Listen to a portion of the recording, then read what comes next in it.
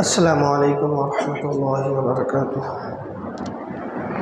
الحمد للہ نحمده ونستعینه ونستغفره ونؤمن به ونتوکل علیہ ونعوذ باللہ من شرور انفسنا ومن سیئات اعمالنا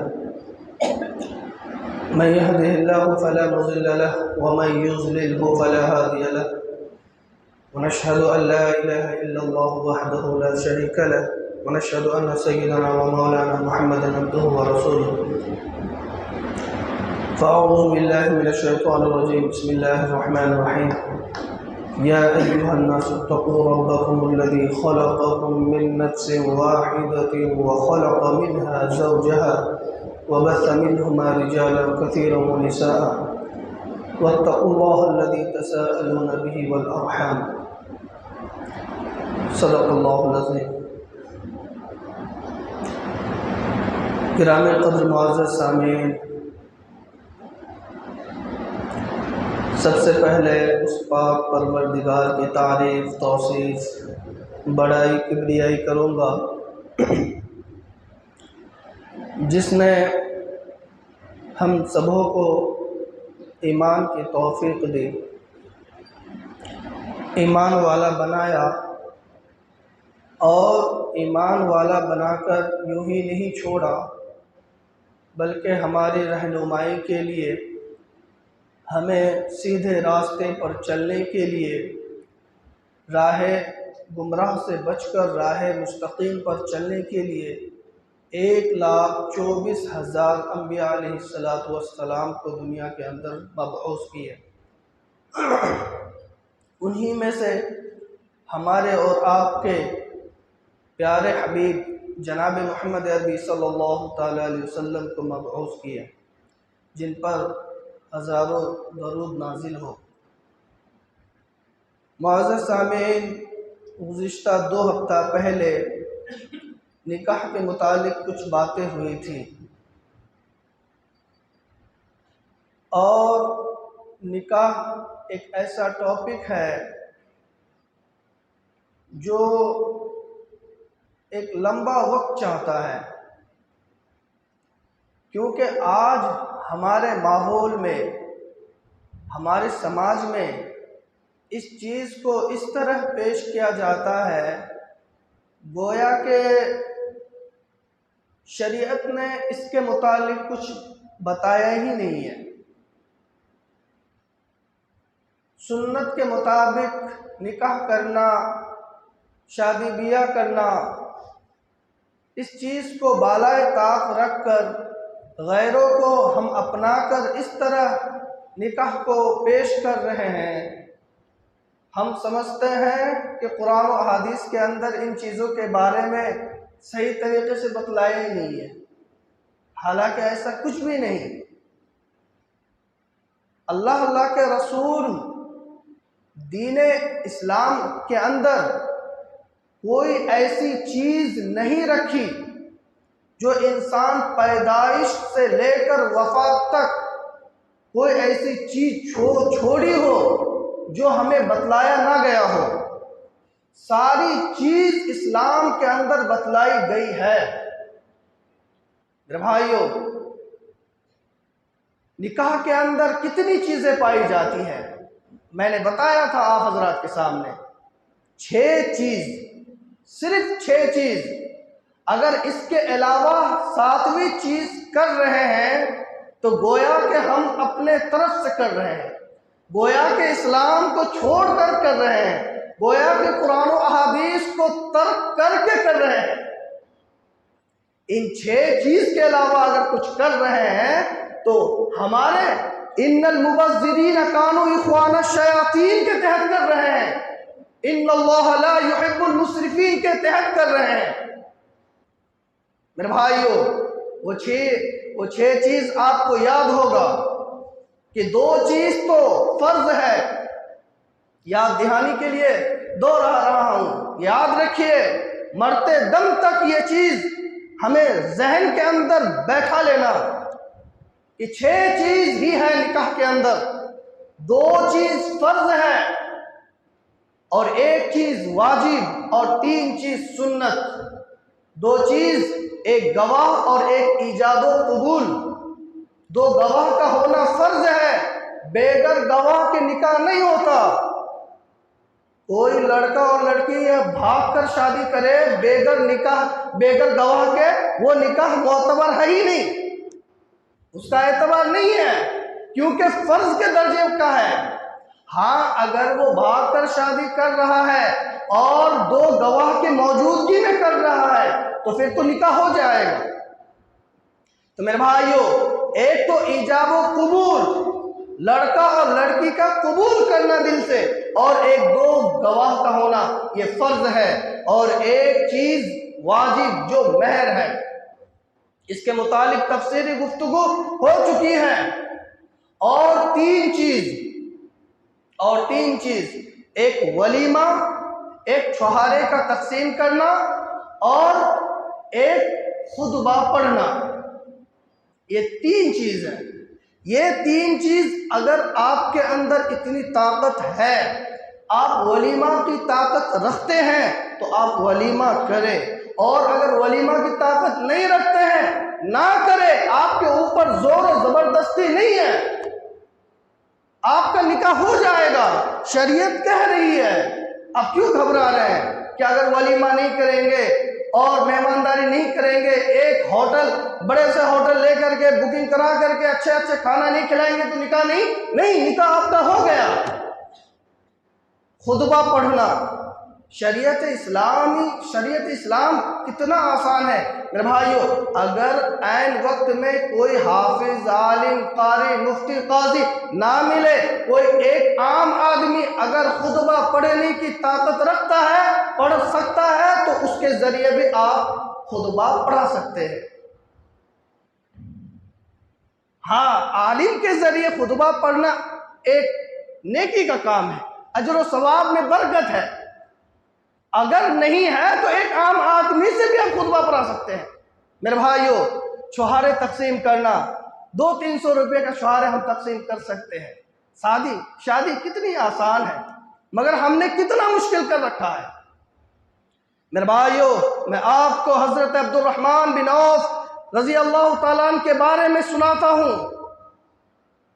کیسے جلیل القدر صحابی تھے، اور کون سے صحابی تھے، ذرا غور کیجئے۔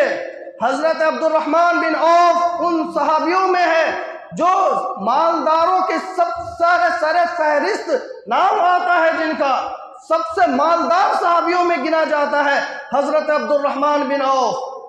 چاہتے تو پورے مدینے والوں کا زبردست طریقے سے ولیمہ کرا سکتے تھے، زبردست طریقے سے دعوت کرا سکتے تھے، اور جو چیز چاہتے وہ کر سکتے تھے، مگر شادی کا کیا حال ہے۔ حضرت عبد الرحمن بن عوف رضی اللہ تعالیٰ عنہ آقا نامدار صلی اللہ تعالیٰ علیہ وسلم کے مجلس میں تشریف فرما ہے۔ آقا نامدار صلی اللہ تعالیٰ علیہ وسلم حضرت عبد الرحمن بن عوف رضی اللہ تعالیٰ عنہ کے اوپر نگاہ ڈالی، اور دیکھ رہے ہیں کہ ان کے کپڑے میں کچھ نیلا رنگ کے کچھ دھبے ہیں۔ میرے بھائیو، آقا نامدار صلی اللہ علیہ وسلم کہنے لگے، اے عبد الرحمن بن عوف، اے عبد الرحمن، یہ نیلا رنگ تمہارے کپڑے میں کیسا ہے، کیا چیز ہے، کیوں یہ اس طرح کا دھبا کیوں ہے؟ میرے بھائیو، حضرت عبد الرحمن بن عوف رضی اللہ تعالیٰ عنہ کہنے لگے، اے میرے آقا، اے میرے مولا، اے میرے محبوب صلی اللہ تعالیٰ علیہ وسلم، ہم نے ایک عورت سے نکاح کیا ہے جس کے وجہ سے یہ رنگ ہے، یہ خوشبو کا رنگ ہے، اور شادی بیاہ کے موقع پر کچھ چیزیں لگائی جاتی ہے۔ میرے بھائیو، آقا نامدار صلی اللہ تعالیٰ علیہ وسلم جیسے ہی حضرت عبد الرحمن بن عوف رضی اللہ تعالیٰ عنہ کے بارے میں سنا کہ اس نے نکاح کیا ہے تو ناراض نہیں ہوئے کہ ہمارے موجودگی میں تم نے ہمیں دعوت نہیں کری، بلکہ برکت کی دعا دی۔ میرے بھائیو، یہاں پر سوچنے کی بات یہ ہے کہ حضرت عبد الرحمن بن عوف رضی اللہ تعالیٰ عنہ کے سب سے زیادہ مقرب، سب سے زیادہ قریب تر کون ہو سکتا ہے؟ آقا سے بڑھ کر کوئی ہو سکتا ہے؟ کوئی نہیں ہو سکتا ہے، مگر حضرت عبد الرحمن بن عوف اس کو بھی زیادہ ترجیح نہیں دیے کہ ہم نکاح کریں گے تو آقا نامدار صلی اللہ علیہ وسلم کو دعوت دینا ضروری ہے، اس کو بھی زیادہ ضرورت محسوس نہیں کری۔ میرے بھائیو، حضرت عبد الرحمن بن عوف رضی اللہ تعالیٰ نے نکاح کیا، پھر آقا نامدار صلی اللہ تعالیٰ علیہ وسلم کہنے لگے اے عبد الرحمن کیا تم نے ولیمہ کرایا، ولیمہ کیا؟ تو آقا صلی اللہ علیہ وسلم کہتے ہیں کہ عبد الرحمن بن عوف جاؤ ولیمہ کرو، چاہے ایک بکری ہی سے کیوں نہ ہو، ولیمہ کرو۔ تو اسی لیے میرے بھائیو، آقا نامدار صلی اللہ تعالیٰ علیہ وسلم ولیمہ کے بارے میں تلقین کر رہے ہیں کہ ولیمہ کرو۔ تو اب اس میں مسئلہ یہ ہے کہ آقا نامدار صلی اللہ تعالیٰ علیہ وسلم کے زمانے میں شادی کو اتنا آسان کیا جا رہا ہے، شادی بیاہ کو اتنا زیادہ بہت زیادہ کارڈ کے ساتھ، دعوت کے ساتھ اور لوگوں کو کہنے کے ساتھ اور نہ جانے رسم و رواج کے ساتھ اس طرح شادی نہیں ہوتی تھی۔ تو اسی چیز کو ہمیں اپنانا ہے، اسی چیز کو کہتے ہیں کہ 6 چیز ہے۔ اگر ان 6 چیزوں کے علاوہ اگر ہم کر رہے ہیں گویا کہ ہم اسراف کر رہے ہیں، گویا کہ ہم اپنے منمانی کر رہے ہیں۔ اب دیکھیے شادی کے اندر کتنی چیزیں آ گئی ہیں۔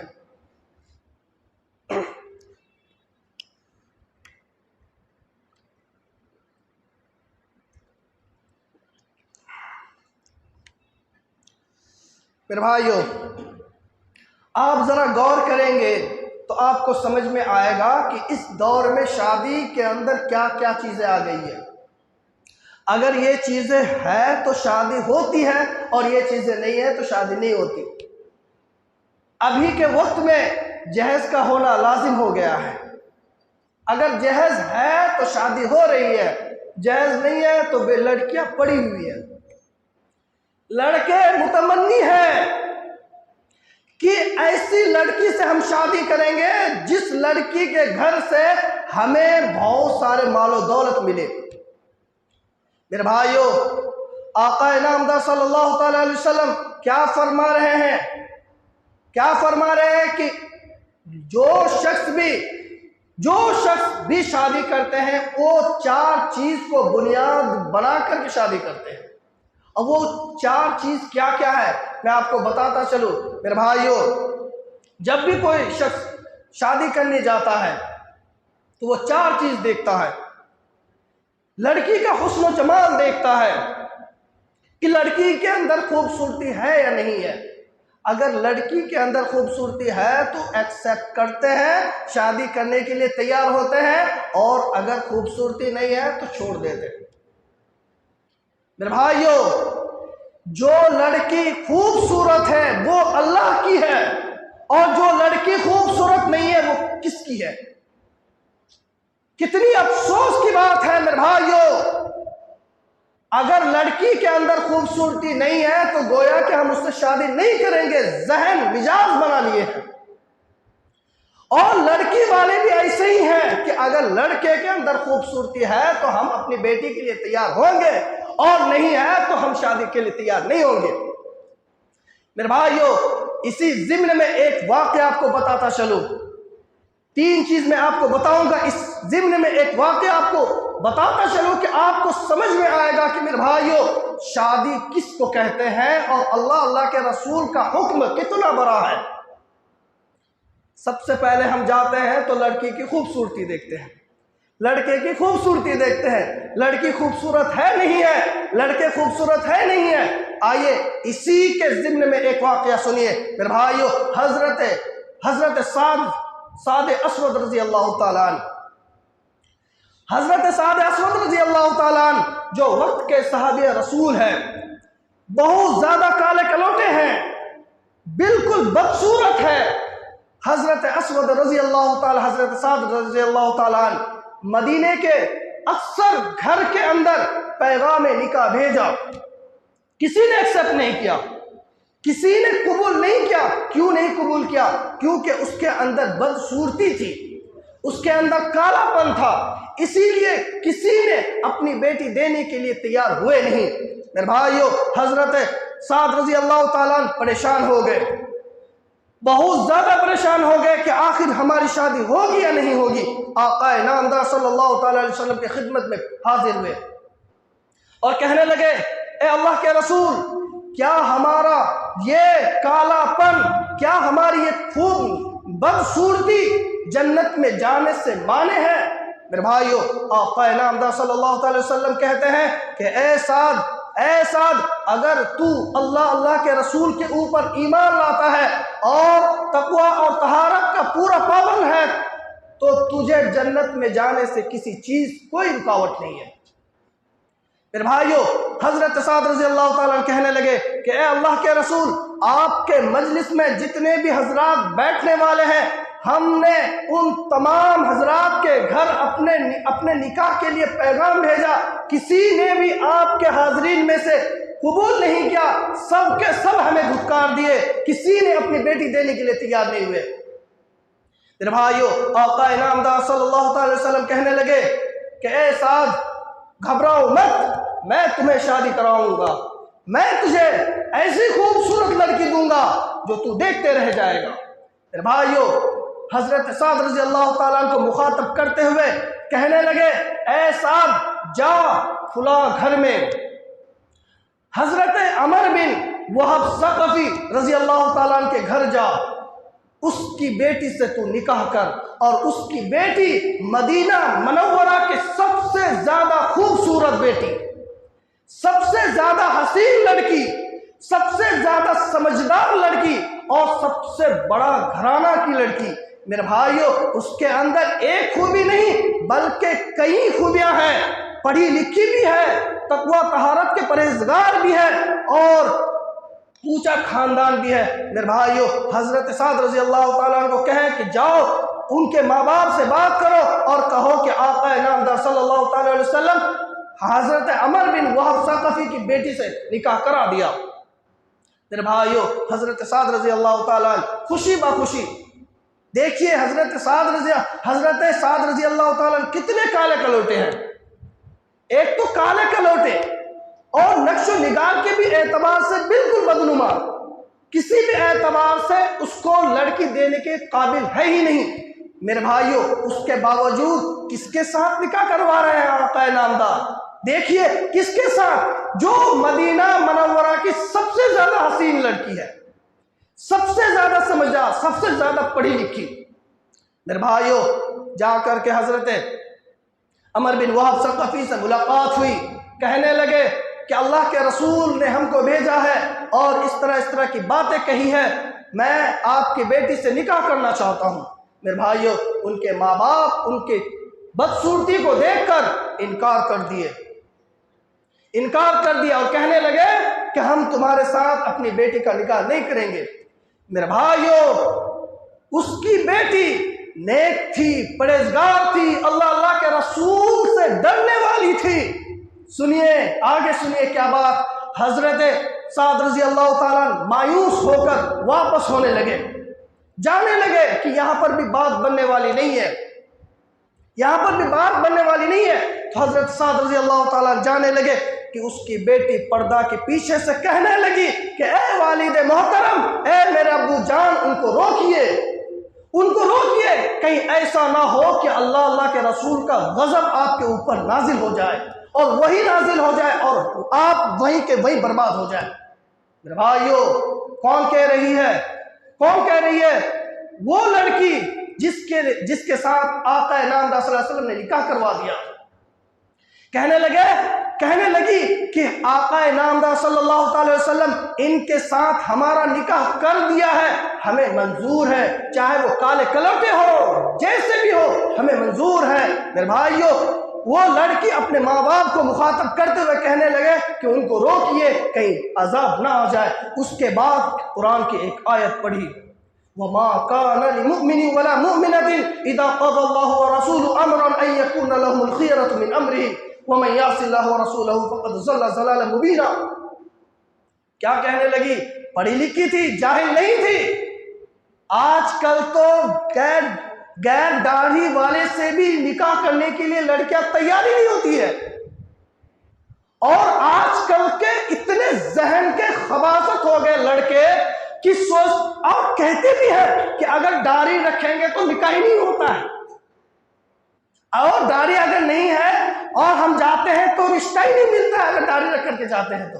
کتنی بے شرم کی بات ہے میرے بھائیو، ایسی لڑکیوں کو اوپر لعنت ہے خدا کی جو کہے کہ ہم داڑھی والے لڑکے سے شادی نہیں کریں گے۔ ایسی لڑکیوں کے گھر والوں کی طرف دیکھنا بھی گناہ سمجھیے، جو اللہ کے رسول کی چیزوں سے نفرت کرے۔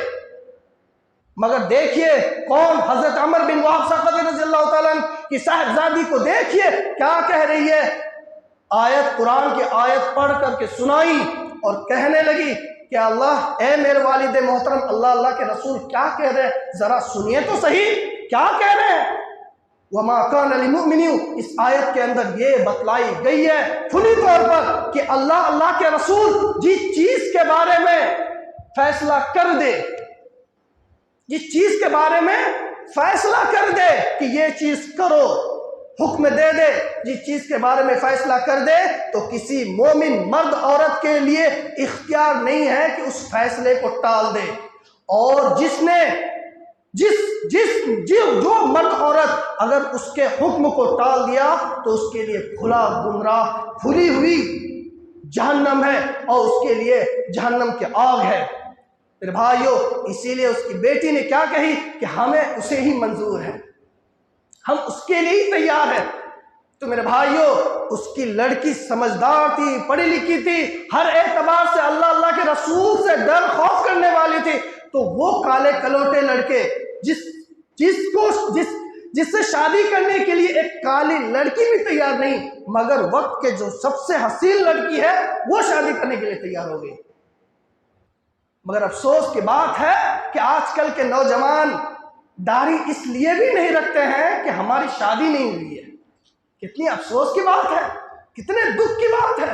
اور لڑکے بھی بڑے شان سے شیونگ کر کے لڑکی دیکھنے کے لیے جاتے ہیں، لڑکے والے بھی بے حیا بن گئے اور لڑکی والے بھی بے حیا بن گئے۔ تو اسی لیے میرے بھائیو، نکاح کے لیے نکاح آسان ہے، ہم نکاح کو مشکل نہ کریں۔ تو ایک چیز میں نے آپ کے 3 چیز اور باقی رہ گئی ہے۔ بنیادی 4 چیزوں کو رکھ کر کے انسان شادی کرتے ہیں۔ ایک تو خوبصورت دیکھتے ہیں کہ لڑکی کے اندر حسن و جمال ہے یا نہیں ہے، اور دوسری چیز کیا دیکھتے ہیں کہ حسب و نسب کہ لڑکی والے کا جو خاندان ہے اونچا ہے نہیں ہے۔ اگر لڑکی والے کا خاندان اونچا ہوگا تو ہمارا اسٹیٹس بھی بڑا ہوگا، ہم وہاں جا کر کے ان کے بازو میں بیٹھیں گے، ہمارا بھی مقام بڑھ جائے گا، اس وجہ سے ہم شادی کرتے ہیں۔ اور تیسرا کیا ہے میرے بھائیو، عورت کے مال و دولت دیکھ کر شادی کرتے ہیں کہ اگر عورت مال دولت والی ہے تو ہم نکاح کر کے لائیں گے تو اس کے ساتھ بہت ساری چیزیں آئیں گی، بہت ساری چیزیں لے کر کے آئیں گی اور ہم عیش و عشرت کریں گے۔ میرے بھائیو، آج کل کے نوجوان کتنے بے غیرت ہو گئے ہیں کہ کمانے کے باوجود جاب بھی ہے، نوکریاں بھی ہے، ہر چیز، پیر بھی صحیح سالم ہے، ہاتھ پیر آنکھ سب چیز صحیح سالم ہے، کما بھی رہے ہیں، مگر پھر بھی بیوی کے بھروسے پر جی رہے ہیں کہ ہم شادی کریں گے تو ہم BMW کار لے کر کے آئے گی، وہ ایک اچھی مرسڈیز کار لے کر کے آئے گی وہ۔ ہم اس طرح کے خیالات لے کر کے نوجوان جی رہے ہیں۔ میرے بھائیو، اسی لیے ان 3 چیزوں کو ایک طرف کر کے رکھیے۔ نہ آپ شادی کے لیے لڑکی دیکھنے کے لیے جا رہے ہیں تو زیادہ حسین و خوبصورت دیکھے، اور نہ ہی اس کے اندر حسب و نسب دیکھے، اور نہ ہی اس کے اندر اور کچھ دیکھے، بلکہ اس کے اندر دینداری دیکھے کہ اس کے اندر دینداری ہے نہیں ہے۔ اگر دینداری ہے تو منظور، اور دینداری نہیں ہے تو ہمیں منظور نہیں۔ اسی لیے میرے بھائیو، نکاح کے لیے سب سے جو اہم ہے وہ دینداری ہے، اور دینداری کے اوپر ہی موقوف کرنا چاہیے ہم سبوں کو۔ تو اسی لیے میرے بھائیو، سب دعا کریں، ہم نوجوان سب کے سب یہ سوچے کہ ہم انشاءاللہ دہیز نہیں لیں گے اور داڑھی رکھ کر کے شادی کریں گے، اور داڑھی رکھ کر کے ہی ہم انشاءاللہ اپنی زندگی کا یہ شادی کے بعد ابتدا کریں گے. اور اگر بغیر داڑھی والے تو اگر کوئی لڑکی ایکسپٹ کر رہے ہیں تو ہم اس کو چھوڑ دیں گے, ہم ایسی لڑکی سے نہیں شادی کریں گے. انشاءاللہ اگر ہم اس طرح ذہن بنا لیں تو امید ہے کہ انشاءاللہ تو ثم انشاءاللہ ہر لڑکی داڑھی والی سے ہی شادی کریں گے. اللہ تعالی ہم سب کو عمل کرنے کی توفیق عطا فرمائے. وما توفیق الا باللہ.